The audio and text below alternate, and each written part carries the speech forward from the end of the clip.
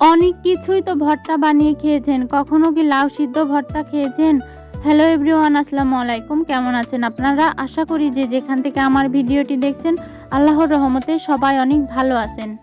লাউ সিদ্ধ ভর্তা রেসিপি এবং এর উপকারিতা জানতে ভিডিওটির সাথেই থাকুন। সবাইকেই স্বাগতম। এখানে আমি নিয়ে নিয়েছি একটি লাউ। এই লাউটি এখন ঝিরিঝিরি করে কেটে নিব। লাউয়ের অনেক উপকারিতা রয়েছে, এর মধ্যে হলো এটি শরীরের জল শূন্যতা নিয়ন্ত্রণ করে, ব্লাড প্রেশার নিয়ন্ত্রণে রাখে, ওজন নিয়ন্ত্রণে রাখে, ত্বকের সৌন্দর্য বৃদ্ধি করে, রোগ প্রতিরোধ ক্ষমতা বাড়ায়। লাউ ভাজি, ভর্তা অথবা বিভিন্ন রকমের তরকারি রান্না করে খেয়েছেন, কিন্তু কখনো কি এই লাউ সিদ্ধ ভর্তা খেয়েছেন? আশা করি ভিডিওটি আপনাদের ভালো লাগবে। লাউয়ের খোসা কিন্তু আমি ছিলে নিব না, লাউয়ের খোসা সহই আমি এটা সিদ্ধ করে ভর্তা বানাবো। আপনারা কি কখনো লাউ সিদ্ধ ভর্তা খেয়েছেন? অবশ্যই কমেন্টে কিন্তু জানাবেন। এগুলো আমি ঝিরিঝিরি করে কেটে নিচ্ছি, তারপরে ভালো পরিষ্কার পানি দিয়ে 2 থেকে 3 বার ধুয়ে নিব। বিশেষ করে দুপুরে যখন কোনো কিছু রান্না থাকে না বা অনেক ধরনের ভর্তা খেতে মন চায়, তখন আপনারা এরকম সিদ্ধ ভর্তা বানিয়ে দুপুরের খাবার তৈরি করতে পারেন।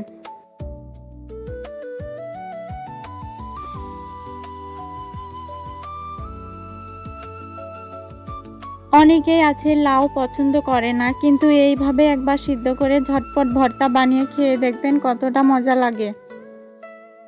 আমি এগুলো এখন পরিষ্কার পানি দিয়ে ধুয়ে নিচ্ছি।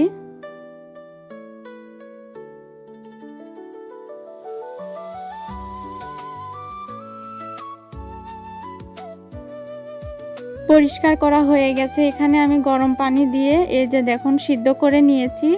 এবার এগুলো ভর্তা বানানোর পালা। একটা বাটিতে আমি তুলে নিয়েছি। দেখো এখানে শুকনা মরিচ, লবণ, পেঁয়াজ, সাথে দিয়ে দিচ্ছি সরিষার তেল। ভালোভাবে আমি মাখিয়ে নিচ্ছি।